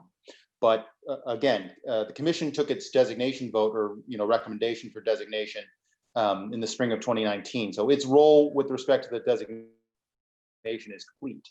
Of course, Chairman or Commissioner Wong asked earlier about well, what will happen to the demo permits during this time. They will still come to staff, and if can't be resolved at the staff level, will continue to come to PRC, Permit Review Committee. I would say another thing to think about the role of the commission would be if the designation of the district does go into effect, whether by an affirmative vote of City Council or by expiration of that now extended deadline to the end of January, then of course the commission would have a role when it comes to adopt a landmark, that was mentioned earlier, conceivably any Class L designations that came before, that happened in the district. So I think there would be probably a variety of ways that the district would, that the commission would still be involved with the district. But I just wanted to clarify that designation vote by the commission was taken well over a year ago, and so the commission won't need to take that vote again. As for the involvement of commissioners with DPD's outreach efforts and community communication efforts, I think Chairman Leon makes a very, very good point. Is always for commissioners always to be cognizant of being involved in matters that you're going to be asked to take a vote on at some point. I think in this instance, again, because the commission already made its designation recommendation over a year ago, I guess I'd see that as less of an issue. So, but I also think Chairman Leon is correct in that the commission, and this is what Commissioner Tolliver was asking or mentioning before, is that there's no under the landmark ordinance and under the landmark commission's rules and regulations, there's not really a specific role for the commission per se to have in the community outreach process and the educational process. That being said, if individual commissioners, want to volunteer their expertise, their services, their time in this process, I don't see anything wrong with that at all. Again, Chairman Leon raised a very good point in saying that, as commissioners, we always have to be cognizant of, am I getting involved in something that I'm going to have to vote on eventually? I just don't think here in the Pilsen situation, I don't think that's as much of an issue because, again, the designation vote was taken in the spring of 2019. Thank you, Michael. So what I would like to say is, commissioners, if you want to work in a working group that sponsored by the Department of Planning and Development, please offer your expertise. But again, either if an issue comes up that you may feel that you will have to vote on it, please recuse yourself from that discussion. That doesn't preclude you from participating, from listening, from talking. We already took the vote on this, but again, be very cognizant about what your involvement is going to be so it doesn't represent a conflict, because it may come back to us by saying this commissioner shouldn't have voted on X transaction because that commissioner was involved in the discussion. So be very careful. That's my recommendation.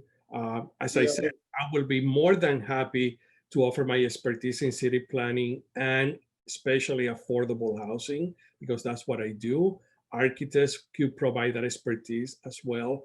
But I've been doing this for 10 years and I know where the boundaries are when it comes to my public role and my private role. So I encourage everybody to think very carefully about it. I would also remind you, though, that you also need to be very cognizant about the Open Meetings Act. So if there are more than 2 of the commissioners in any particular meeting, let's not violate that. That's a very good point, which means that no more than 2 commissioners at any given time will be able to participate in any discussions, whether you're volunteering, because it could represent a potential conflict or potential trouble, actually. Chairman, if I may. Yeah. So I've appreciated the discussion, and I too realize that there is an incredible professional intellectual resource on this commission. And I would like to avail myself of this resource. I don't need it to be formally organized in a work group. I know that as recommendations might come forward, I think I know of the various expertise of each commissioner, and I would like to call on it informally.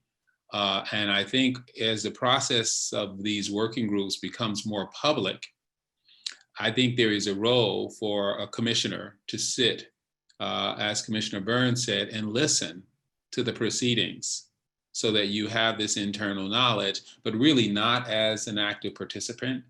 And that would mean, you might decide based on a topic area that a commissioner, because they have a particular expertise in housing, sits in on one of the working group sessions to listen what those stakeholders are saying around that. And that role, I think, it would be more than welcome. But the planning staff is going to be trying to work with the multiple working groups, because multiple groups have a particular focus of interest. And so, I think the last thing we need is another working group. So I would just say that commissioners and their individual expertise are a resource that our staff should be able to tap into at any time. And I have already, quite frankly, done that by conversations with you one-on-one. And additionally, if we hold public sessions, to have you in that room listening is vitally important. I think it signals to those community members that this commission understands their needs. In addition, it allows me to come back and have that conversation that I may need, because you were there listening to the same things that I was listening to. So that's really how I would like the commission's involvement, if that addresses the desire of some of the commissioners who've spoken and offered their services. That's perfectly okay, I believe. Use Commissioner Aguirre, myself, other commissioners have volunteered. So whatever we can provide in terms of our expertise, that's fine. And if it just means listening, that will be okay. I just want to make sure that always when you serve on a public commission, be mindful of whether you are serving as a participant of the general public or as a participant of the designated public entity, and the Chicago Landmarks Commission is a public entity. One last comment from Commissioner Hughes, and then we'll move on to the other items on the agenda. Thank you, everybody, for all the comments. Commissioner Tiara, Commissioner Hughes. Thank you. I just want to say I appreciate all of the dialogue around this and the actions that will be put forward in the next 6 months. I have high standards and hopes for this moving forward. I also want to say, I've said it several times in past commission meetings, I am interested in working with DPD.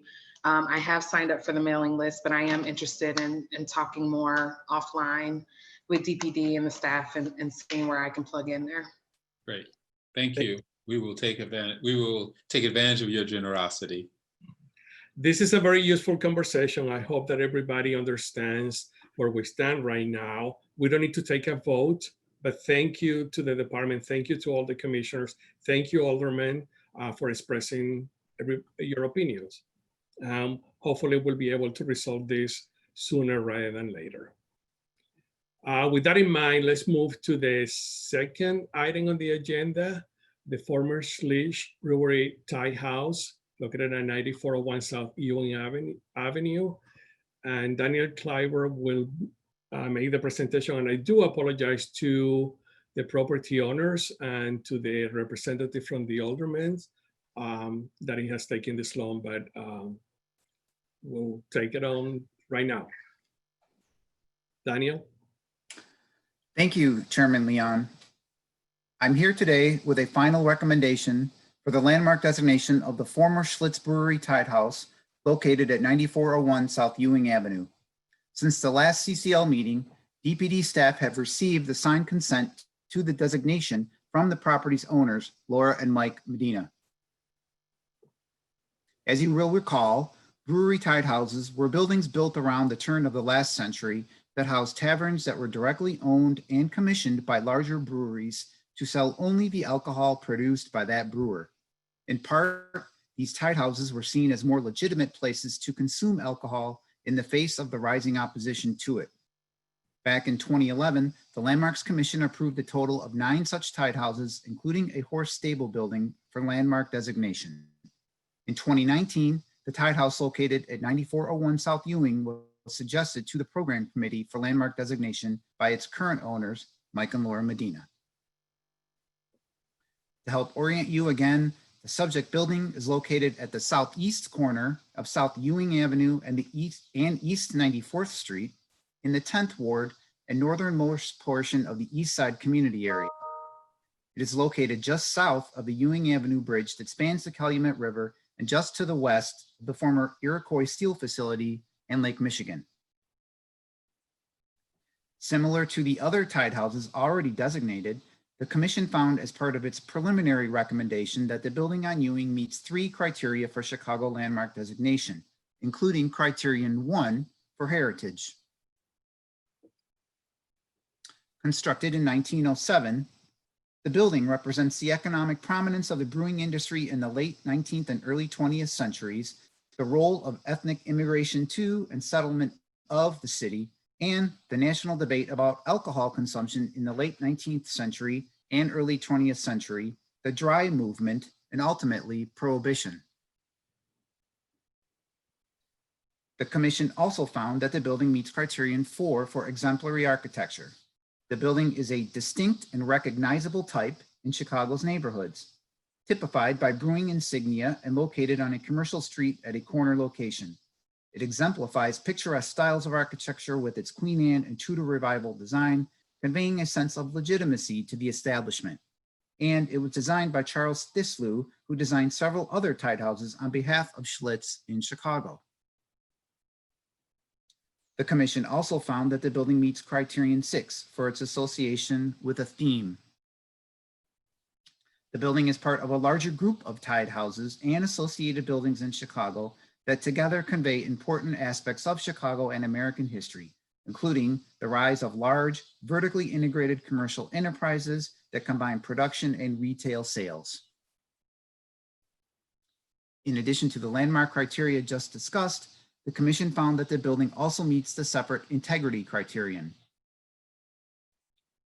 The former Schlitz Brewery Tide House at 9401 South Ewing retains excellent physical integrity displayed through its siting, scale, overall design, and its historical relationships to its surrounding neighborhoods. Therefore, in conclusion, staff recommends that the Commission make a recommendation to the City Council of Chicago that Chicago landmark designation be adopted for the former Schlitz Brewery Tide House located at 9401 South Ewing Avenue, and recommends that the significant historical and architectural features of the building be identified as all exterior elevations, including roof lines of the building. You have a final landmark recommendation to that effect. Thank you. Thank you, Daniel.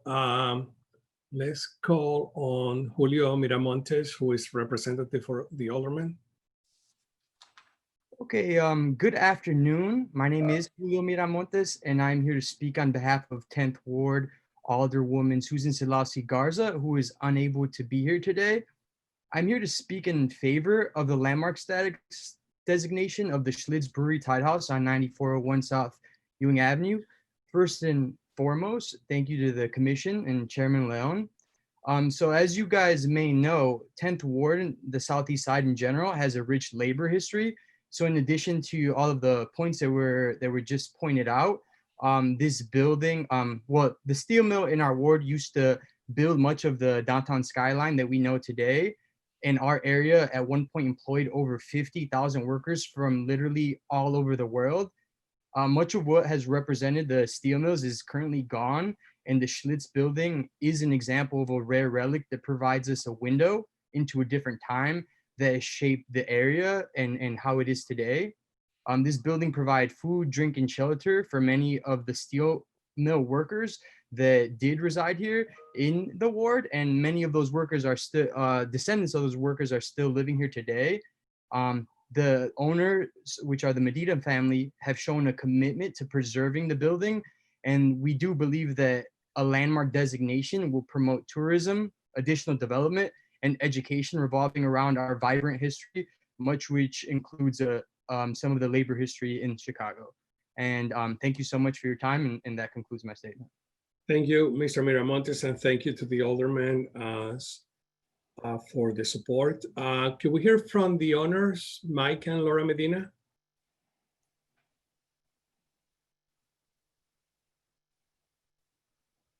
Are they here? Yes, I'm here. Mike Medina, sorry. Hello. Let me remove my mask. Thank you, commissioners, and thank you, everybody,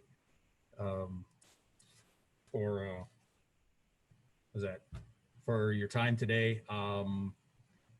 It's been a really rewarding experience to take our building through this process. It's the things we've learned about it, besides it just being a very, great building in and of itself, learning about the history of why it was built, learning the stories of people who had spent time in this particular building is really important to us. We intend on being good stewards of it so that the stories that it tells and its history can continue beyond, when we're gone. Those stories carry on and shine a light on the east side in particular. That's what we're really, really excited about doing. So wanted to thank you again for giving us the opportunity to do it. It can be daunting. It's, we're kind of in uncharted waters sometimes and trying to figure out what we should do. But with all of your support, it's been, just a tremendous experience all the way. So thank you again for both of us. Thank you, Mr. Medina. And do know that we really appreciate you preserving this building. So we sincerely hope, wish you most a lot of success in this transaction. Commissioners, do you have any questions? I don't see anybody raising their hand. Oh, Commissioner Aguirre. Yes, Commissioner Aguirre. I have a comment more than a question. I was able to drive. I'm really passionate about seeing places in person, so I had to drive and see this building. It was a good opportunity to see some of the neighborhood around too. It is a magnificent, really exciting structure. So I just want to commend you for investing. I think it's going to be a catalyzing force in this quarter. So I just want to say thank you for putting the resources. I think the next step I would encourage you immediately to do is apply for Adopt a Landmark resource, because I cannot imagine with all the stonework that is applied into that building, how much is going to cost a lot of that for development. So I would encourage you immediately to apply for some of that funding that is available through some of the programs that are in place. Thank you, Commissioner. Commissioner Cox. I too would like to thank Mr. Medina and his wife, because I'm always kind of reminded when buildings like this are preserved that we have this image that the only person who reinvests in neighborhoods are big developers. And we sometimes lose sight that they're just ordinary people who have a passion for the place, who step forward and maybe are doing it for the first time. It's a passion project. And I think there are probably more of folks who are moved to preserve these buildings because of a cultural history, because of the kind of just the audacity to take on that challenge. And we need more Mr. Medinas. I mean, and those are the ones who are going to save these iconic neighborhood buildings. And so I just appreciate it. I hope your example will be an example to others. So, you know, if this is the face of preservation, then I'm very, very encouraged for neighborhoods and other mercantile buildings, even in the district we were talking about just previously in Pilsen. And so again, I know, you know, you're not doing this to be an example, but you are. And it's a really, really encouraging trend, and a trend that I hope will continue as you are successful in your efforts. So again, thank you. And you know, I present to you the face of neighborhood preservation with the mask even. Yeah. I can tell there's a smile underneath there. Well said, Commissioner. Any other commissioners who would like to make a comment? Okay, there be none. I would like to request a motion to adopt the final landmark recommendation to City Council for the former Schlitz Brewery Thai House at 9401 South Ewing, and Commissioner Sue Ellen's move. So moved. Oh. Right, and Commissioner Aguirre seconded, but you need to still say that you second for the record. Second. Let me do a roll call. Commissioner Hughes. Commissioner Hughes? Oh, yes, present, yes.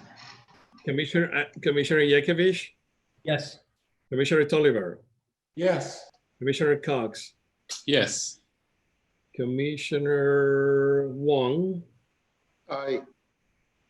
And Commissioner Burns move. Commissioner, okay. So I affirm the vote. This is the chairman. So congratulations. The motion passes. We look forward to seeing the building completed in the near future. Yes, we're looking forward to it. It's a lot of work, but it's going to be gratifying. Yes. Good luck. Thank you. The next item is item number 4, which is the schedule for a public hearing on a permit application for the demolition of a building pursuant to section 2-120-740 through section 2-120-800 of the municipal code. And this is just an announcement. This property is located in the Pilsen District. The property is at 1336 West Cullerton Street. The public hearing will be held on Tuesday, August 18, 2020 at 10 in the morning, and Commissioner Yakovich will be the hearing officer.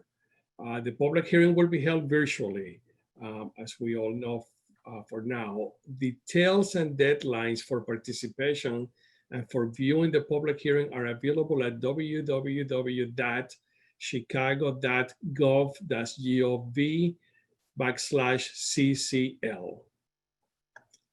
Next item is the Permit Review Committee reports for the project's review at the July 9th, 2020, the Permit Review Committee meeting, and Commissioner Wong will make the presentation. Commissioner. Thank you, Chairman Leon. The Permit Review Committee reviewed 3 projects at its July 9th, 2020 meeting. All 3 projects were approved with conditions. The report summarizing the scope of the proposed projects and the committee's decisions were included in your packets. This report is for your information for the record. Thank you. Thank you. Now let's hear from Larry Schur on the permit decisions by the commission staff for the month of July 2020. Larry? Thank you, Mr. Chairman. For the month of July, staff reviewed 198 permit applications. 3 of these applications relate to projects which were reviewed by the Permit Review Committee. A total of 199 reviews were performed by staff, and the average number of days to issue the approval or corrections was 4 days. Staff also reviewed 7 sign applications in that time period. Thank you. Commissioners, do you have any questions for Larry? There be none. That was the last item on the agenda. So I would like to request a motion to adjourn. Do I have a motion? So moved. Moved by Commissioner Tolliver. Do I have a second? Second. Seconded by Commissioner Hughes. All those in favor, please say aye. Aye. Aye. Aye. I do need to do a roll call in my notes. Commissioner Burns. So Hold on. the review committee will meet in 10 minutes. Yeah, Commissioner Wong. Hold on a minute. I have notes that I have to take a roll call to Okay, sorry. Commissioner Burns. Yeah. Commissioner Hughes, second the Commissioner Yekovich. Yekovich, Yes. Yes. Cox, Yes. Aguirre, Yes. Wong, Aye. and I vote aye. So we're adjourned. The Permit Review Committee will start in 10 minutes, right? Correct, 3 o'clock. Sure. Thank you, everybody. Thank you.